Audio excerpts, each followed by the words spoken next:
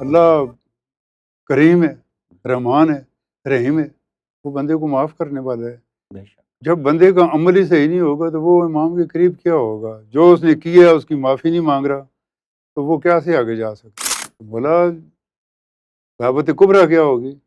مولا نے فرمایا غیبت کبریٰ میں ہمارے موالی ہمارے قیام کے جائے مقام سے اشنا ہوں گے۔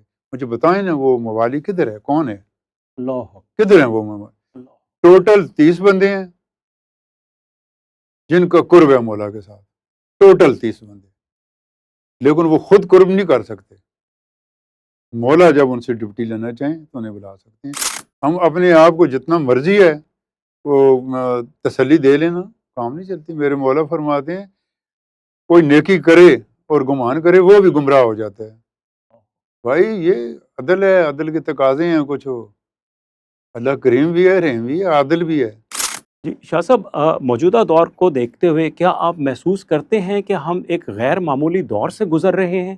مولا گو ہیں جی، یہ جو دور ہے نا، یہ میں نے کچھ تاریخ بھی دیکھی ہے، کچھ مشاہدے بھی کیے ہیں، سب سے بھیانک دور میں ہم گزر رہے ہیں۔ ہمیں پتہ ہی نہیں ہمارے ساتھ ہونے والا کیا ہے۔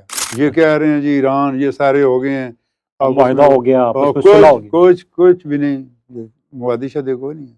بہت لوگ قتل و غارت تباہیاں ہوں گی، اور پھر بھی 10 مہینے بعد ختم نہیں ہوں گی۔ 10 مہینے کے بعد جب محمد و آل محمد کی لوگوں نے نافرمانی کی تو ہم مسلمانوں پہ پہلا عذاب آیا، ہم گروپوں میں بٹ گئے، علم و حکمت اٹھا لی گئی۔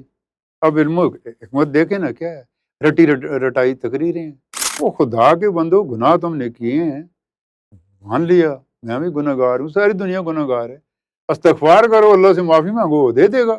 اپنے آپ کو اس دل میں سے جو ہے نا جی، یہ جو دنیاوی بت ہیں انہیں توڑ دیں۔ بالکل صحیح۔ یہ بت کون سے ہیں؟ یہی جن کا میں نے ابھی نام لیا ہے،